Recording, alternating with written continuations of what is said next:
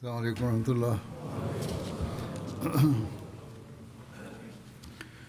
اشہد ان لا الہ الا اللہ وحدہ لا شریک لہ واشہد ان محمدا عبدہ ورسولہ.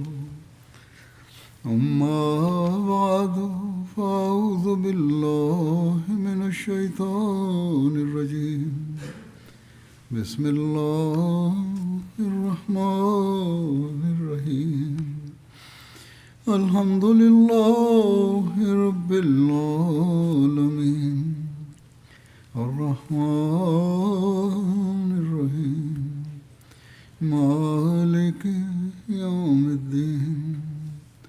إياك نعبد وإياك نستعين.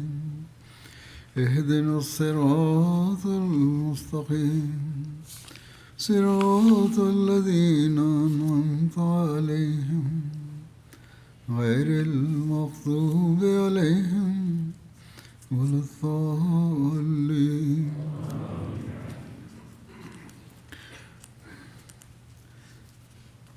حنین کی جنگ کے بعد اس میں حاصل ہونے والے مال غنیمت اور اس کی تقسیم کا ذکر ہو رہا تھا.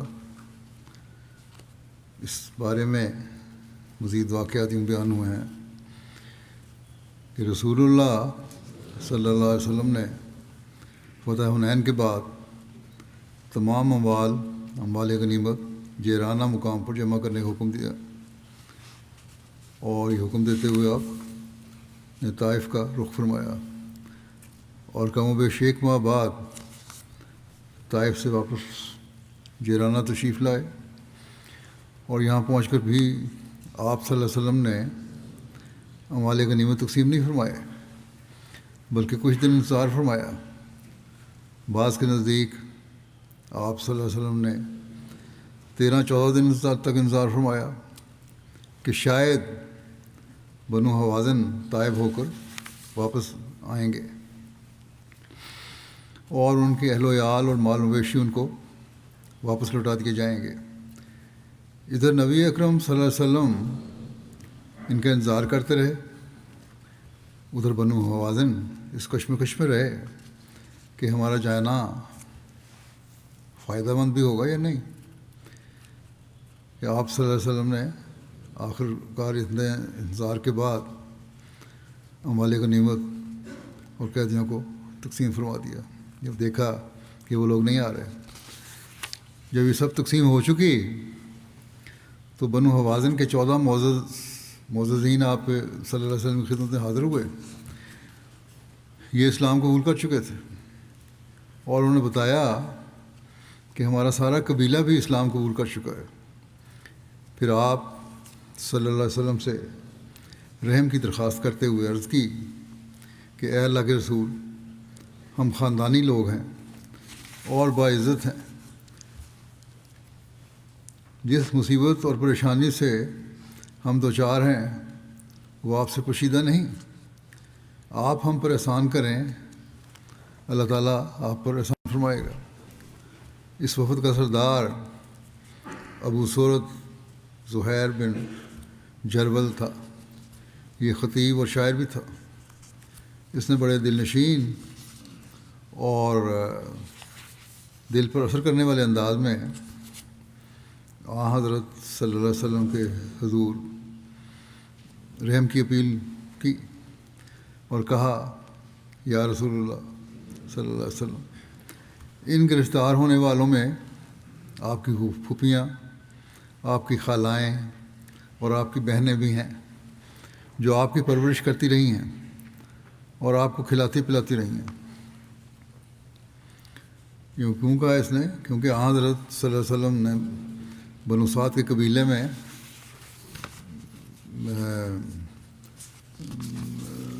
رضاعت کا زمانہ گزارا تھا اور وہاں پرورش پائی تھی، اور آپ کے رضائی والدین کا تعلق بنو سعد سے تھا جو بنو حوازن کی شاخ تھی. پھر کہتا ہے، اس نے کہا کہ اگر ہم نے دودھ پلانے کا احسان غسانی بادشاہ حارث بن نبی شمر یا عراق کے بادشاہ نعمان بن منذر پر کیا ہوتا اور ہم پر اس طرح کی مصیبت آئی ہوتی تو وہ ہم پر ضرور رحم کرتے، اور آپ تو سب سے بڑھ کر رحم کرنے والے اور جود و صفا کے مالک ہیں۔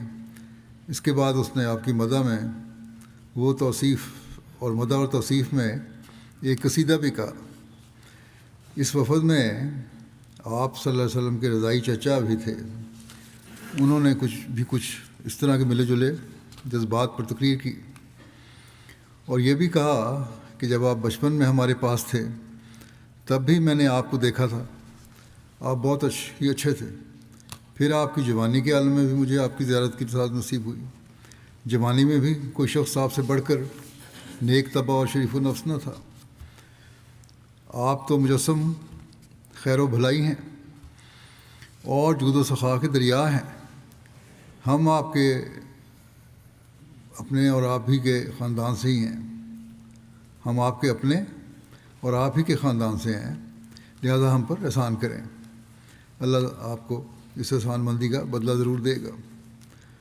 رسول اللہ صلی اللہ علیہ وسلم نے ان کی درد مندانہ التجائیں سنی اور ان کی درخواست کو رد تو نہ فرمایا، بلکہ فرمایا میں نے تو بہت دنوں تک تمہارا انتظار کیا، یہاں تک کہ مجھے یقین ہو گیا کہ اب تم نہیں آؤ گے، اور اب تم دیکھ رہے ہو کہ قیدیوں میں سے میرے پاس بہت ہی تھوڑے رہ گئے ہیں، باقی سب تقسیم ہو چکے ہیں، اور میرے نزدیک سب سے پسندیدہ بات وہ ہے جو سب سے زیادہ سچی ہو۔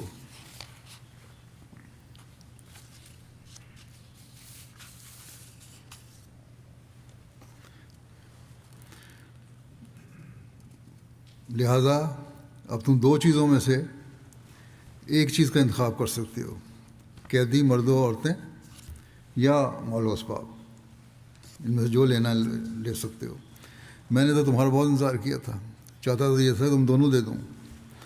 بنو حوازن کے وفد نے جب ساری صورتحال دیکھی تو انہوں نے عرض کیا کہ ہم اپنے قیدی یعنی اپنے مرد اور عورتیں واپس لینا چاہتے ہیں۔ اس پر آپ صلی اللہ علیہ وسلم نے فرمایا میرے اور بنو عبد المطلب کے حصے میں آنے والے جو قیدی ہیں وہ تو آپ کے ہی ہوئے، یعنی میں تمہیں ان کو تو آزاد کرتا ہوں، تمہیں دے دیتا ہوں واپس، اور دوسرے قیدیوں کے متعلق میں باقی مسلمانوں سے بات کروں گا جو ان کو میں دے چکا ہوں۔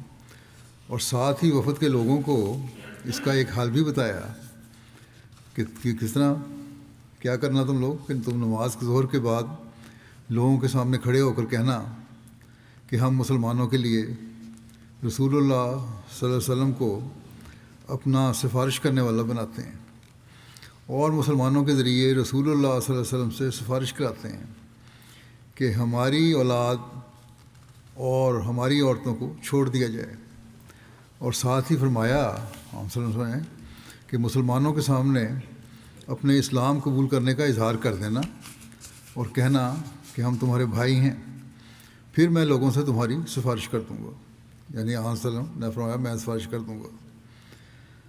آپ صلی اللہ علیہ وسلم کے کریمانہ انداز جود و سخا کا ایک پیارا انداز ہے کہ خود ہی قیدیوں کی رہائی کا طریق سکھلا رہے ہیں کہ عام مسلمانوں کی عزت نفس کا بھی خیال رہے، کیونکہ قیدی تو ان کی ملکیت ہو چکے تھے اب، اور حوازن کی عزت افزائی بھی ہو جائے۔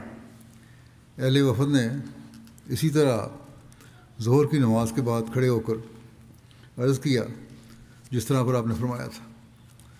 بخاری کی روایت کے مطابق رسول اللہ صلی اللہ علیہ وسلم نے کھڑے ہو کر لوگوں سے خطاب کرتے ہوئے فرمایا تمہارے بھائی تائب ہو کر تمہارے پاس آئے ہیں، میں ان کے قیدی انہیں واپس کرنا چاہتا ہوں، جو بھی اپنی خوشی سے ایسا کرنا چاہے کر سکتا ہے، اور جو ان کے عوض ہم سے کچھ لینا چاہے وہ ایسا بھی کر سکتا ہے۔ میں اولین حاصل ہونے والے غنائم میں سے اس کا حق واپس کر دوں گا، اور ساتھ ہی اپنے اور اپنے خاندان یعنی بنو عبد المطلب کے قیدی واپس کرنے کا اعلان فرمایا۔ صحابہ کرام تو اپنی جانوں اور اپنی بیوی بچوں اور ماں باپ سے بھی بڑھ کر آپ سے محبت کرنے والے تھے، وہ کہنے لگے یا رسول اللہ، آپ کی خوشی کی خاطر ہم خوش دلی سے اپنے قیدی حوازن کو واپس کرتے ہیں۔ آپ صلی اللہ علیہ وسلم ان کے اس جذبے کو دیکھ کر اس جذبے کو دیکھ کر بہت خوش ہوئے، لیکن آپ نے مناسب سمجھا کہ سب کی رضامندی اور خوش دلی معلوم ہو جائے۔ چنانچہ فرمایا مجھے یہ پتہ نہیں چل رہا کہ تم میں سے کس نے اجازت دی ہے اور کس نے نہیں دی، کیونکہ عام مجمع میں سب بول رہے تھے، اس لیے تم واپس جاؤ اور تمہارے سردار اور نگران میرے پاس آ کر اپنے لوگوں کا موقف پیش کریں۔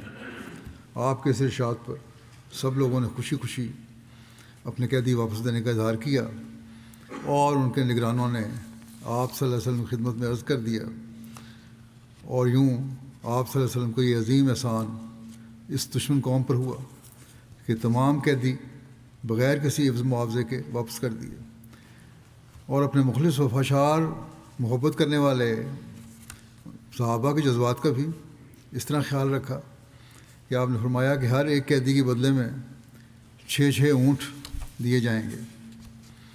حضرت عمر کی محبت و اطاعت رسول صلی اللہ علیہ وسلم کو یہ نمونہ تھا کہ قیدیوں کی آزادی کے وقت وہ وہاں موجود نہیں تھے۔ جب واپس آئے تو دیکھا کہ غلام خوشی سے جھوم رہے ہیں، قیدی خوشی سے جھوم رہے ہیں۔ پوچھنے پر پتہ چلا کہ آپ صلی اللہ علیہ وسلم نے تمام قیدی آزاد کر دیے۔ تو انہوں نے یہ سنتے ہی کسی قسم کی مزید جستجو اور تحقیق کی ضرورت نہ سمجھی، اور فوراً اپنے بیٹے سے کہا کہ اے عبداللہ، جاؤ اور میری اس لونڈی کو آزاد کر دو جو رسول اللہ صلی اللہ علیہ وسلم نے مجھے عطا فرمائی تھی۔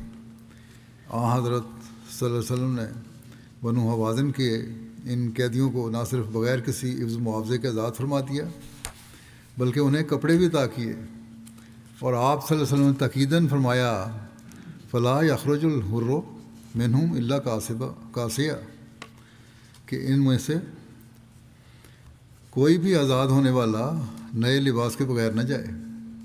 چنانچہ اس حکم کی تعمیل کے لیے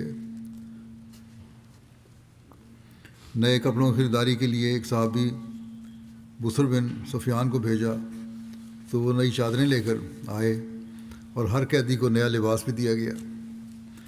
روایت کے مطابق 3 افراد ایسے تھے کہ انہوں نے اپنے قیدی واپس دینے سے انکار کر دیا۔ اقرا بن حابس نے کہا کہ جہاں تک میرے اور بنو تمیم کا تعلق ہے ہم انکار کرتے ہیں۔ وینا بن حسن فزاری نے کہا کہ میں اور میرا قبیلہ بنو فزارہ انکار کرتے ہیں، اور عباس بن مرداس نے کہا کہ میں اور بنو سلیم قیدی واپس نہیں کریں گے، لیکن بنو سلیم نے سنتے ہی اپنے سردار کی بات ماننے سے انکار کر دیا اور کہا کہ جو کچھ ہمارا ہے وہ ہم نے رسول اللہ صلی اللہ علیہ وسلم کو دے دیا۔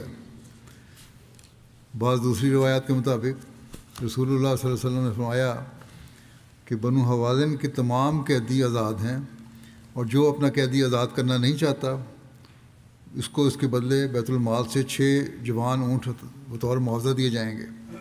چنانچہ اس پر وہ سب لوگ بھی راضی ہو گئے جو اپنے قیدی دینے کو تیار نہ تھے، اور یوں بنو حوازن کے 6000 قیدی آزاد کر دیے گئے۔ بعض روایت کے مطابق اوینا بن حسن فزاری نے اپنا قیدی پھر بھی واپس نہ کیا، لیکن اس نافرمانی کی وجہ سے اس کو سخت شرمندگی اٹھانی پڑی اور وہ خیر و برکت سے بھی محروم رہا۔ چنانچہ لکھا ہے کہ جب حضرت صلی اللہ علیہ وسلم کو بتایا گیا کہ سب نے اپنے قیدی واپس کر دیے ہیں سوائے اوینا کے، تو آپ صلی اللہ علیہ وسلم نے فرمایا اللہ اسے گھاٹے میں رکھے۔ اس کے قیدی کا یوں واقعہ ہے کہ اس نے جوان عورت کے بجائے ایک بوڑھی عورت کو بطور قیدی کے لیا تھا، اور لوگوں کے پوچھنے پر بتایا کہ اس کے خاندان والے جب اس کو چھڑانے کے لیے آئیں گے، یعنی اس بڑھیا کو، تو مجھے اس کا منہ مانگا فدیہ ملے گا، کیونکہ اس کی آل اولاد کثیر تعداد میں ہوگی۔ اب جب سارے قیدی آزاد کر دیے گئے لیکن اس نے آزاد کرنے سے انکار کر دیا، تو اس بوڑھی عورت کا بیٹا اوینا کے پاس آیا اور اس کو کہا کہ 100 اونٹ کے عوض ہماری والدہ کو آزاد کر دو۔ اوینا نے سوچا کہ ابھی یہ قیمت کو مزید بڑھائے گا، چنانچہ اس نے آزاد کرنے سے انکار کر دیا، جس پر اس کا بیٹا واپس چلا گیا۔ کچھ دیر بعد جب اینا کو یہ احساس ہوا کہ وہ دوبارہ واپس نہیں آئے گا تو اینا خود اس کے بیٹے کے پاس گیا اور کہنے لگا کہ جتنے اونٹ تم دے رہے تھے کہ آپ دیتے ہو؟ تو اس لڑکے نے کہا کہ اب تو میں 50 اونٹ دوں گا۔ اس طرح کرتے کراتے 10 اونٹوں تک بات پہنچ گئی۔ وہ کچھ اور مانگتا، پھر وہ کہتا اچھا میں یہ بھی نہیں دیتا، اچھا کہتا پھر اتنے دے دو، آخر کم ہوتے چلے گئے۔ آخرکار بات یہاں تک پہنچی کہ اینا کہنے لگا کہ بڑھیا مفتی لے جاؤ میرے سے۔ اس پر لڑکا کہنے لگا کہ رسول اللہ صلی اللہ علیہ وسلم نے تو ہر قیدی کو آزاد کرنے کے ساتھ لباس بھی دیا ہے، اور یہ بڑھیا تو اس سے محروم رہ گئی، لہذا تم اس کے لیے لباس بھی دو۔ اور اینا کہنے لگا میرے پاس تو کچھ بھی نہیں، میں تو پہلے ہی بہت غریب ہوں، لالچ میں نے کیا تھا اس میں بھی مارا گیا۔ لیکن لڑکا بضد رہا کہ کچھ نہ کچھ تو ضرور دو۔ آخر اینا کو اپنی چادر دینی پڑی، اور یوں وہ لڑکا اس قیدی عورت کو بھی لے کر گیا اور ساتھ لباس بھی، اور جاتے جاتے یہ بھی کہتا گیا اس لوگوں کو، اس شخص کو، اینا کو، کہ تمہارا دماغ فہم و فراست سے بالکل خالی ہے، موقع سے فائدہ اٹھانے کا تمہیں بالکل صلاحیت نہیں ہے۔ اور اس کے دوسرے ساتھی بھی اس پر طعن و تشنیع کرتے رہے۔ لالچ سے آخر اس کو کچھ بھی نہ ملا۔ بنو حوازن کے سردار اور مالک بن عوف کا اسلام قبول کرنے کے بارے میں لکھا ہے کہ حضرت صلی اللہ علیہ وسلم نے بنو حوازن کے وفد سے ان کے سردار مالک بن عوف کے بارے میں پوچھا کہ وہ کہاں ہے، تو انہوں نے بتایا کہ وہ طائف میں بنو ثقیف میں ہے۔ آپ نے ان سے کہا کہ اسے اطلاع دو کہ اگر وہ آپ کی اطاعت و فرما برداری قبول کرتے ہوئے آ جائے تو اس کے اہل و عیال بھی اسے واپس کر دیے جائیں گے جو قیدی ہو چکے تھے۔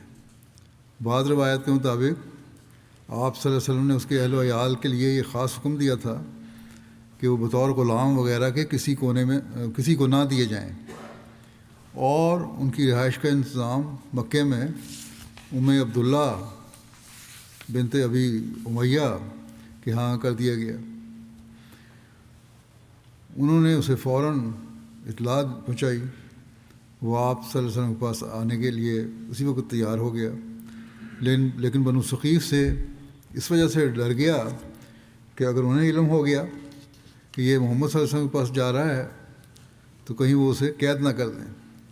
اس لیے اس نے ایک گھوڑا اور اونٹ تیار کیا اور رات کی تاریکی میں طائف سے نکل کر جیرانہ میں آپ کی خدمت میں حاضر ہو گیا، اور آپ صلی اللہ علیہ وسلم نے اسے اس کے اہل و عیال بھی لوٹا دیے اور 100 اونٹ تحفتاً بھی دیے۔ آپ کی بخشش و عنایت دیکھ کر وہ مسلمان ہو گیا، اور پھر ساری عمر ایک مخلص مسلمان رہا، اور حضرت صلی اللہ علیہ وسلم نے بعد میں اس کو قوم حوازن کے مسلمانوں کا حاکم اور اس کی فوج کا سالار بنا دیا۔ یہ وہی مالک بن عوف تھا جو سارے بنو حوازن اور ثقیف اور دوسرے قبیلوں کو اکٹھا کر کے لے آیا تھا کہ مسلمانوں کو نیست و نابود کر دے گا۔ حضرت صلی اللہ علیہ وسلم کا خون کا پیاسا تھا، لیکن آپ صلی اللہ علیہ وسلم کا اسوہ اور عفو و درگزر کا کمال یہ ہے کہ آپ اس کی رشد و ہدایت کے پیاسے تھے، اور جب وہ ہدایت کا طالب ہو کر آیا تو نہ یہ کہ سب کچھ معاف کر دیا، بلکہ اسے وقت کی بیش قیمت دولت کے لحاظ سے 100 اونٹ بھی عطا فرما دیے۔ اس جنگ کے قیدیوں میں ایک خاتون شیمہ بھی تھیں، یہ ان کا لقب تھا، ان کا اصل نام حذافہ تھا۔ جب وہ گرفتار ہوئیں تو گرفتار کرنے والوں سے کہنے لگیں کہ میں تمہارے نبی محمد صلی اللہ علیہ وسلم کی رضائی بہن ہوں، مگر صحابہ نے نہ مانا۔ انصار کی ایک جماعت نے پکڑا اور انہیں آپ صلی اللہ علیہ وسلم کی خدمت میں پیش کیا۔ اس نے کہا محمد صلی اللہ علیہ وسلم میں آپ کی رضائی بہن ہوں۔ آپ صلی اللہ علیہ وسلم نے پوچھا کوئی نشانی ہے؟ انہوں نے دانتوں کا نشان دکھایا اور کہا کہ آپ نے مجھے اس وقت کاٹا تھا، دندی کاٹ لی تھی اس وقت بچپن میں، جب میں آپ کو اپنی گود میں اٹھائے ہوئے تھی۔ بعد میں واقعہ آپ کو بھی یاد آیا ہوگا۔ اور کہتے ہیں ہم اس وقت بکریاں چراتے تھے اور آپ کا رضائی باپ میرا حقیقی باپ، آپ کی رضائی ماں میری حقیقی ماں ہے۔ یا رسول اللہ، یاد فرمائیں کہ میں آپ کے لیے بکریوں کا دودھ دوہتی تھی۔ آپ نے علامت سے پہچان لیا اور آپ صلی اللہ علیہ وسلم کھڑے ہوئے، ان کے لیے اپنی چادر بچھا دی، فرمایا اس پر بیٹھو۔ آپ نے انہیں خوش آمدید کہا اور آپ صلی اللہ علیہ وسلم کی آنکھوں سے آنسو بہنے لگے اور اس رضائی والدین کے بارے میں پوچھا۔ اس نے بتایا کہ ان کا انتقال ہو چکا ہے۔ آپ صلی اللہ علیہ وسلم نے فرمایا، اگر تم بہتر سمجھو تو ہمارے پاس ٹھہر جاؤ، تمہیں عزت و اکرام اور محبت ملے گی، اور اگر تم اپنے قوم کے پاس واپس جانا چاہتی ہو تو میں تمہارے ساتھ صلہ رحمی کرتا ہوں، تم وہیں چلی جاؤ۔ اس نے کہا کہ میں اپنی قوم کے پاس واپس جانا چاہتی ہوں۔ بہرحال انہوں نے اسلام قبول کیا۔ آپ صلی اللہ علیہ وسلم نے انہیں 3 غلام اور 1 لونڈی عطا کی اور انہوں نے 1 یا 2 اونٹ دینے کا حکم فرمایا۔ آپ اس وقت حنین میں تھے، اس لیے آپ نے انہیں فرمایا جیرانہ چلی جاؤ اور اپنی قوم کے پاس رہو، میں طائف جا رہا ہوں۔ چنانچہ وہ جیرانہ آ گئیں۔ آپ نے جیرانہ میں ان سے ملاقات کی اور انہیں بکریاں اور بھیڑیں بھی عطا کیں۔ ایک روایت کے مطابق آپ صلی اللہ علیہ وسلم نے ان کو فرمایا جو مانگو تمہیں دیا جائے گا اور جو سفارش تم کرو گی وہ قبول کی جائے گی۔ تو انہوں نے اپنی قوم بنو سعد کے ایک شخص جس کا نام بجاد تھا اس کی سفارش کی۔ اس شخص نے ایک مسلمان کو قتل کر کے اس کو جلا دیا تھا اور بھاگ گیا تھا، لیکن صحابہ نے اس کو پکڑ لیا تھا۔ اب جب شیمہ نے اس کی معافی کی سفارش کی تو آپ صلی اللہ علیہ وسلم نے اسے معاف کر دیا، لیکن تفصیل تو نہیں ہے، یقیناً اس کی دیت وغیرہ بھی ادا کی ہوگی پھر آپ نے بعد میں۔ ابو داؤد کی روایت کے مطابق جیرانہ کے مقام پر حضرت صلی اللہ علیہ وسلم کی رضائی والدہ کا بھی آپ سے ملنا بیان ہوا ہے۔ یہ کہا گیا کہ لیکن یہ کہتے ہیں کہ اس کی سند کمزور ہے، والدہ نہیں ملی تھی۔ ممکن ہے کہ رضائی والدہ کا ملنا کسی اور موقع کی بابت ہو یا راوی کو غلطی بھی لگی ہو، کیونکہ عمومی روایات کے مطابق جنگ حنین سے قبل آپ صلی اللہ علیہ وسلم کی رضائی والدہ کی وفات ہو چکی تھی۔ حضرت صلی اللہ علیہ وسلم نے جب مکے سے مدینہ کی ہجرت کی تھی اس وقت اہل مکہ نے اعلان کیا تھا کہ جو نبی اکرم صلی اللہ علیہ وسلم کو زندہ یا مردہ پکڑ کر لائے گا اس کو 100 اونٹ انعام دیا جائے گا۔ یہ واقعہ بڑا مشہور ہے، بیان بھی ہو چکا ہے کئی دفعہ۔ یہ سن کر یہ سراقہ جس بن مالک جو تھا اس نے آپ صلی اللہ علیہ وسلم کا تعاقب کیا اور آپ تک پہنچا، لیکن اس وقت موجزانہ طور پر اللہ تعالیٰ نے آپ صلی اللہ علیہ وسلم کی حفاظت فرمائی اور سراقہ کو بے بس کر دیا۔ اس وقت آپ صلی اللہ علیہ وسلم نے اس کو فرمایا تھا کہ سراقہ تیرا اس وقت کیا حال ہوگا جب کسریٰ کے کنگن تیرے ہاتھوں میں ہوں گے۔ اس وقت اس نے آپ صلی اللہ علیہ وسلم سے امان کی ایک تحریر بھی لکھ کر دے جانے کی درخواست کی تھی۔ وہی سراقہ وہی امان نامہ لیے جیرانہ مقام پر حاضر ہوا اور اسلام قبول کر لیا۔ اس موقع پر حضرت عمر کی ایک نظر کا بھی ذکر ملتا ہے جو انہوں نے مانی تھی۔ وہ حضرت عمر نے آپ صلی اللہ علیہ وسلم کی خدمت میں عرض کیا کہ یا رسول اللہ، دور جاہلیت میں نے ایک نظر مانی تھی کہ میں مسجد حرام میں ایک دن اعتکاف کروں گا۔ آپ صلی اللہ علیہ وسلم کا کیا ارشاد ہے؟ آپ صلی اللہ علیہ وسلم نے فرمایا آپ جائیں اور نظر پوری کریں۔ چنانچہ حضرت عمر گئے اور اپنی نظر پوری کی۔ حضرت صلی اللہ علیہ وسلم ابھی جیرانہ میں ہی تھے کہ ایک رات آپ صلی اللہ علیہ وسلم عمرے کے ارادے سے یہاں سے مکہ تشریف لے گئے اور روایات کے مطابق رات کو گئے اور اسی رات کو ہی واپس تشریف لائے۔ لوگوں نے یہی سمجھا کہ جیسے آپ صلی اللہ علیہ وسلم کہیں تشریف ہی نہیں لے گئے، وہ تھوڑے وقت کے لیے گئے تھے۔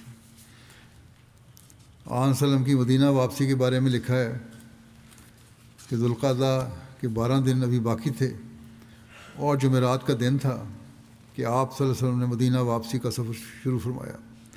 اس سے پہلے آپ صلی اللہ علیہ وسلم حضرت عتاب بن اسید کو مکے کا عامل مقرر فرما چکے تھے۔ آپ صلی اللہ علیہ وسلم نے ان کے ساتھ حضرت معاذ بن جبل اور حضرت ابو موسیٰ اشعری کو پیچھے چھوڑا تاکہ وہ لوگوں کو قرآن اور دین کی تعلیم دیں۔ آپ صلی اللہ علیہ وسلم نے کچھ جانور اپنے ساتھ رکھے تاکہ راستے میں ملنے والے لوگوں کو عطا کر سکیں۔ اب وادی جیرانہ سے چلے صرف سے ہوتے ہوئے پھر مرزدہان پہنچے اور پھر 9 دن کے سفر کے بعد مدینہ پہنچ گئے۔ ذوالقعدہ کے 3 راتیں ابھی باقی تھیں۔ ان ساری مہمات اور فتح مکہ، فتح حوازن اور اہل طائف پر حملہ میں 2 ماہ اور 16 دن صرف ہوئے۔ مستشرقین اعتراضات کرتے ہیں کہ فتح مکہ، غزوہ حنین، غزوہ طائف وغیرہ میں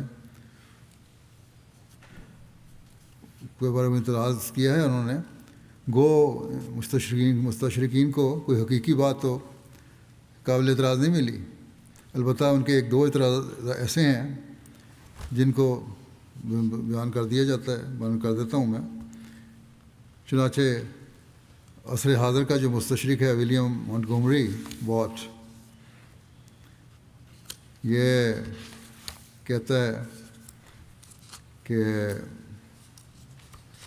ترجمہ اس کا یہ ہے کہ سوائے چند ایک عورتوں کے جو کبار صحابہ کو دی گئیں، باقی لوٹ کا مال اور قیدی مسعود بن عمر غفاری کی نگرانی میں جیرانہ میں رکھے گئے۔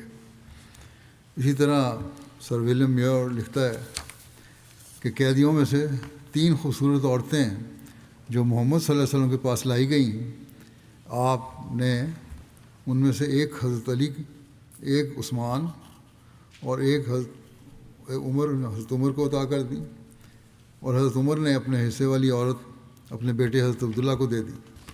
باقی 2 کے بارے میں معلوم نہیں کہ ان کے ساتھ کیا ہوا۔ بہرحال اس میں حضرت محمد رسول اللہ صلی اللہ علیہ وسلم کی تاریخ کا لکھتا ہے کہ اس سے محمد صلی اللہ علیہ وسلم کی تاریخ کا اندرونی علم ہو جاتا ہے کہ آپ نے ایسی قیدی لڑکیاں ان کو دے رہے ہیں جن میں سے ایک آپ کی بیوی کا والد ہے اور 2 آپ کی بیٹیوں کے خاوند ہیں، یعنی کہ خیش پروری کی جو پہلے دے دیا۔ اعتراض سے یا شرارت سے ایک واقعہ پیش کرنے کی کوشش کی ہے، لیکن اس میں بھی کوئی وزن نہیں ہے، کیونکہ غزوہ حنین کے موقع پر قیدیوں کی اس طرح کی تقسیم جس میں لونڈیوں کو اس طرح دینے کا بیان ہو، اس کا ذکر سیرت حلبیہ طبقات ابن سعد میں نہیں ملتا۔ البتہ مال کی تقسیم کا ذکر ملتا ہے۔ طبقات ابن سعد میں لکھا ہے کہ اس روز مسلمانوں کو 6000 قیدی ملے۔ مشرکین مسلمان ہو کر آپ کے پاس آئے اور کہا، اے نبی صلی اللہ علیہ وسلم، آپ لوگوں میں سب سے بہتر ہیں، آپ نے ہمارے مال، عورتوں اور بچوں کو گرفتار کر لیا ہے۔ آپ نے مسلمانوں سے فرمایا کہ جس کے پاس ان میں سے کچھ ہو اور اس کا دل واپس کرنے پر راضی ہو تو یہ راستہ بہتر ہے، جو راضی نہ ہو تو وہ ہمیں دے دے، یہ ہم پر قرض ہوگا۔ جب ہم کچھ پائیں گے تو یہ قرض ادا کر دیں گے۔ انہوں نے کہا، یا نبی صلی اللہ علیہ وسلم، ہم راضی ہیں اور تسلیم کرتے ہیں۔ آپ نے فرمایا، مجھے نہیں معلوم، شاید تم میں سے کوئی ایسا موجود ہو جو راضی نہ ہو، جیسا بیان ہو چکا ہے پہلے بھی، لہذا تم اپنے نمائندے بھیجو جو ہمارے پاس اسے پیش کریں۔ آپ کے پاس نمائندے پیش کیے گئے کہ وہ لوگ راضی ہیں اور تسلیم کرتے ہیں۔ پہلے غزوہ حنین کی قیدیوں کے انتظامات اور ان کی رہائی کے لیے حضرت صلی اللہ علیہ وسلم کی رحیمانہ حکمت عملی کے بارے میں مستند تاریخوں کے حوالے سے تفصیل بیان ہو چکی ہے۔ اس تاریخی حقیقت سے خود سر ولیم میور بھی بخوبی آگاہ ہے۔ اسی وجہ سے میور اس تفصیل کو باوجود اپنی مترادانہ طرز پر بیان کرنے کے اس سچائی کے اظہار سے رک نہیں سکا۔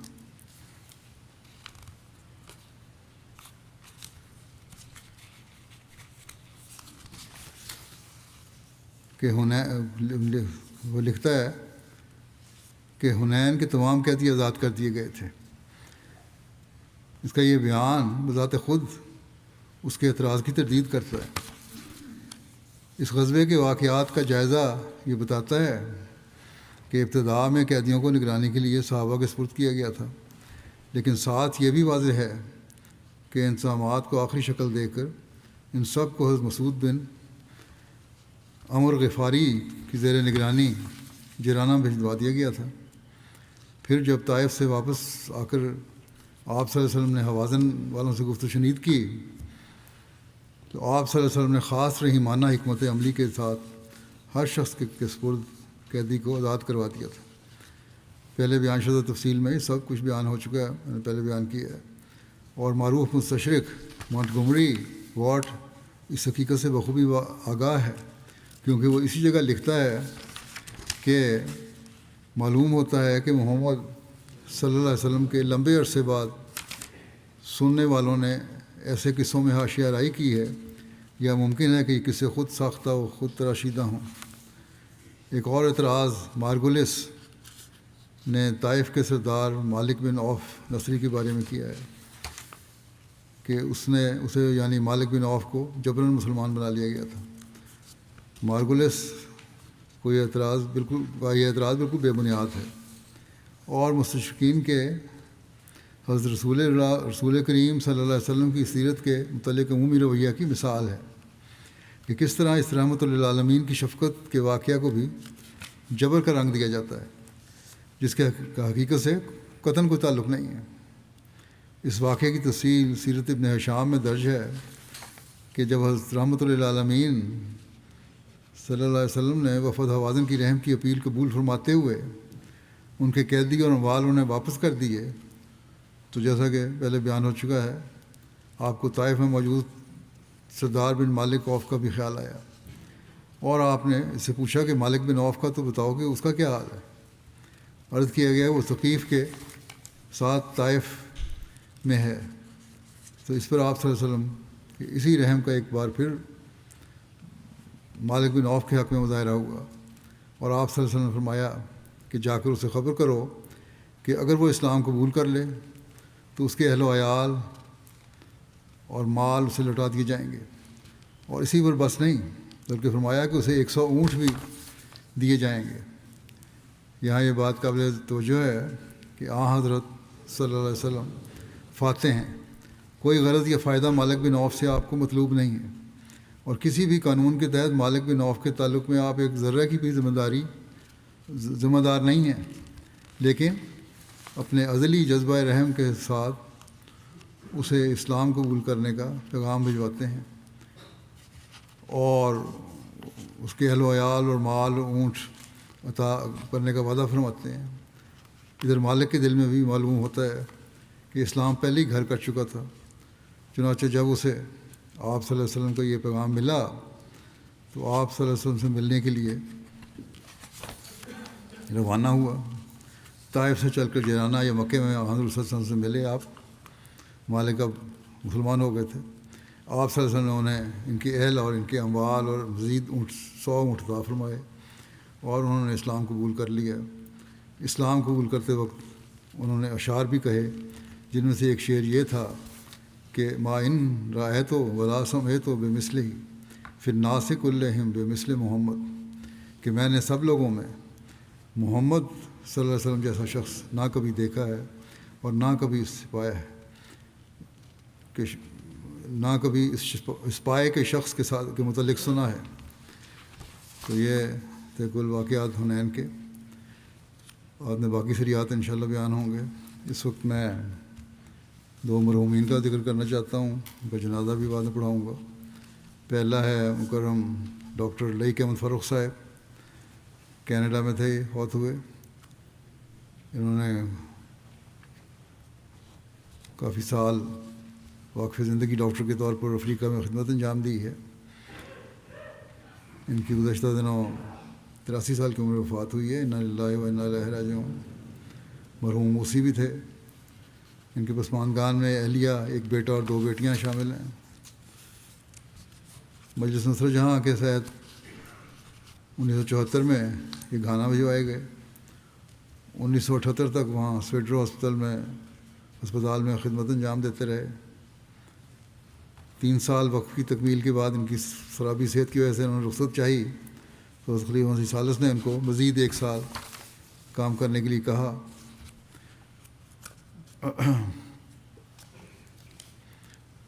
بڑے بڑے کمپلیکیٹڈ کیس جو تھے، مشکل کیس ان کے پاس آتے تھے. بعض یہ کیس ریفر کرتے تھے کہ دوسرے ہسپتال، سرکاری ہسپتال میں لے جائیں، لیکن مریض کہتا تھا نہیں، اگر میں علاج کرانا ہے تو احمدیہ ہسپتال سے اور احمدی ڈاکٹر سے کرانا ہے. اور کئی ایسے آپریشن ہوئے جو اللہ تعالیٰ کے فضل سے کامیاب ہوئے، جن کی امید بھی نہیں ہوتی تھی.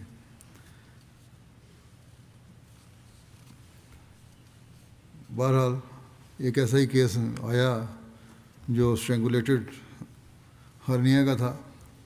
اس کو آپ نے کیا، بڑا مشکل کیس تھا، اور دعا کی اللہ تعالیٰ سے، اللہ تعالیٰ نے اس کو کامیاب کیا. 84 میں یہ دوبارہ افریقہ بھجوائے گئے، گیمبیا میں، اور 1993 تک انہوں نے وقف کیا وہاں، اور بڑی وقف کی روح کے ساتھ خدمت کی. ان کے بیٹے نے کہا، لکھا ہے، اور بہت صحیح باتیں لکھی ہیں کہ بڑی خاموش طبیعت کے آدمی تھے، دعا گو، عاجزی اور انکساری اور صبر و استقامت کی مثال تھے. پوری زندگی خدمت انسانیت میں گزاری. وقف کے دوران خدمت، خاص طور پر گیمبیا کے چھوٹے اور پسماندہ گاؤں انجوارا میں حالات بہت مشکل تھے.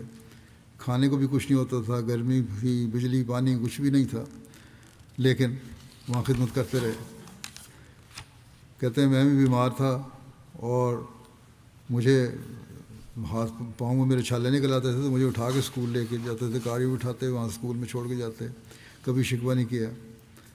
پھر کہتے ہیں ہمارے لیے بڑی سعادت کا باعث تھا کہ جب رابع رحمہ اللہ تعالیٰ نے 1988 میں وہاں دورہ کیا ہے تو خاص طور پہ ان کے گھر گئے، اور گھر میں وہاں بیٹھنے کی کرسیاں بھی نہیں تھیں، لیکن بہرحال حضور نے کہا کہ میں آپ کے ساتھ کھانا بھی کھاؤں گا، اور باقی سب اسٹاف کو کہا باہر جاؤ، اور یہ ان کے لیے بڑا اعزاز تھا. کہتے ہیں لاہور میں ملازمت کے دوران ایک واقعہ بیان کیا کرتے تھے کہ بلڈ پریشر میرا بہت لو ہو گیا اور میز پر لیٹ گیا، اور مجھے لگ رہا تھا کہ وفات ہونے والی ہے. ڈاکٹرز کچھ وہم بھی کرتے ہیں نا اپنے آپ کو، اور پتہ بھی ہوتا ہے، لیکن اسی دوران میں آپ کو آواز آئی کہ ابھی وقت نہیں آیا، کینیڈا جا کے آئے گا.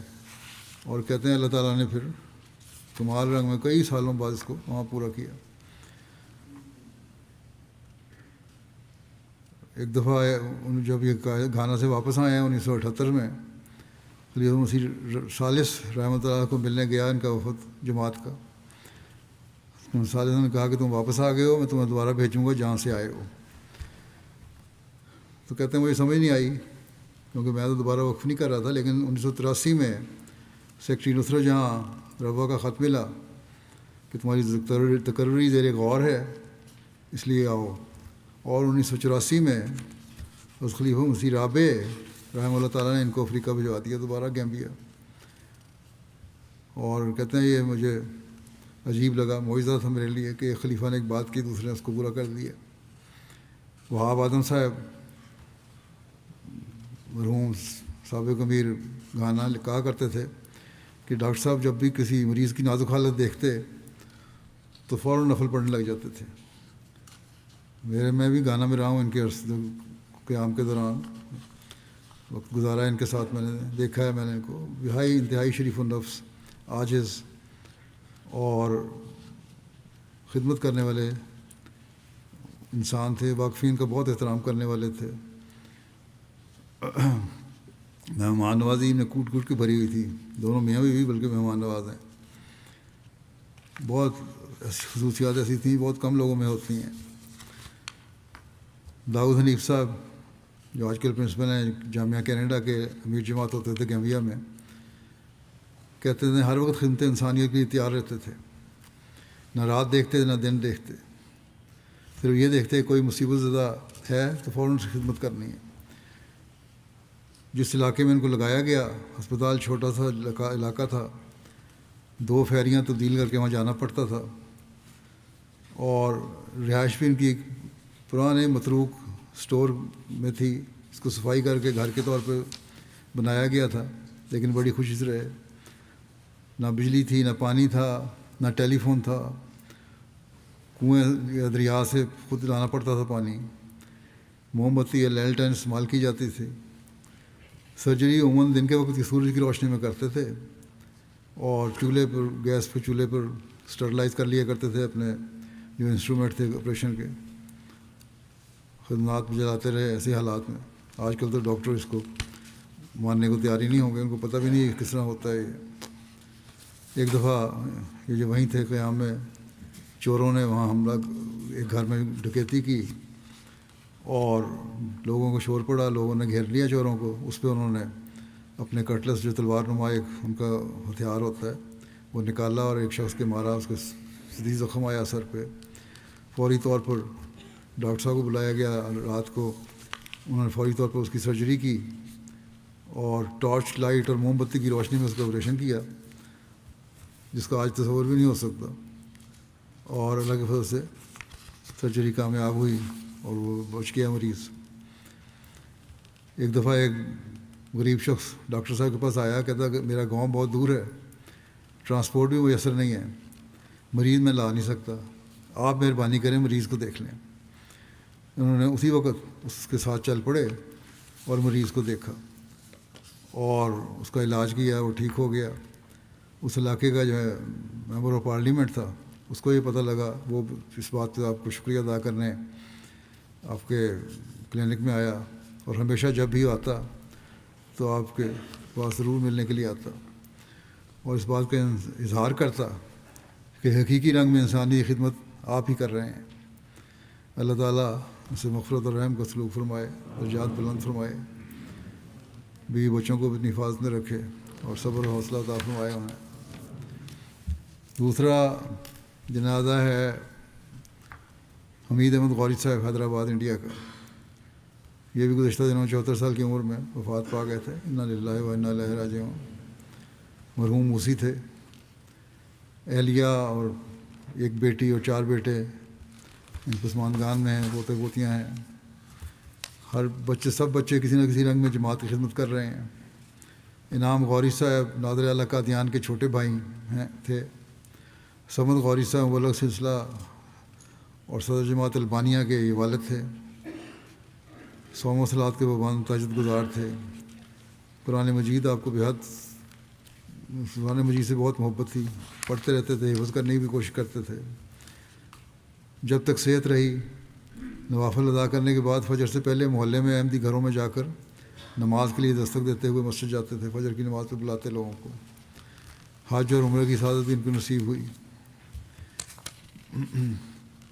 خلافت کے حکموں پر چلنے والے تھے، اور ہر چھوٹے سے چھوٹا حکم یا بڑے سے بڑا حکم بھی تھا، کوشش یہ ہوتی تھی کہ میں اس پر عمل کروں، اور خود عمل کروں تو پھر، کیونکہ جماعت میں خطبات بھی دیتے تھے، تو خود عمل کروں گا پھر جماعت کو بتاؤں گا، اور اس پر یہ اللہ تعالیٰ کے فضل سے کامیاب بھی ہوتے تھے۔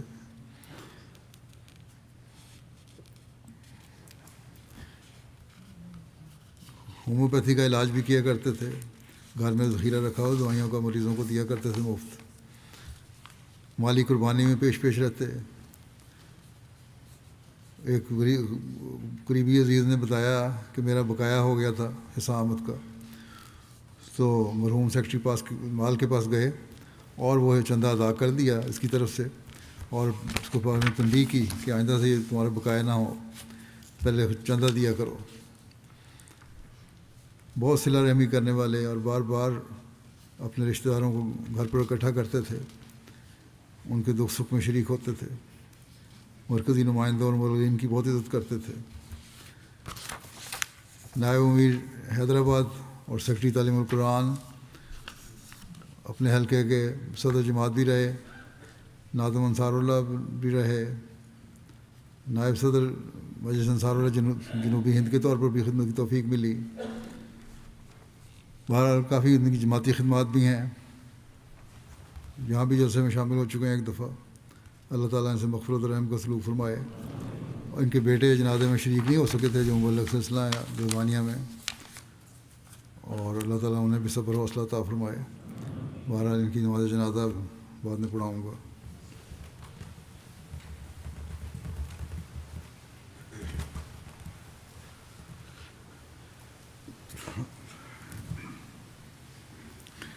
الحمد للہ نحمده ونستعینه ونستغفره ونؤمن به ونتوکل علیہ ونعوذ باللہ من شرور انفسنا ومن سیئات اعمالنا من يهده الله فلا مضل له ومن يضلل فلا هادي له ونشهد أن لا إله إلا الله ونشهد أن محمدا عبده ورسوله. عباد الله رحمكم الله إن الله يأمر بالعدل والإحسان وإيتاء ذي القربى وينهى عن الفحشاء والمنكر والبغي يعظكم لعلكم تذكرون. اذكروا الله يذكركم وادعوه يستجب لكم ولذكر الله أكبر.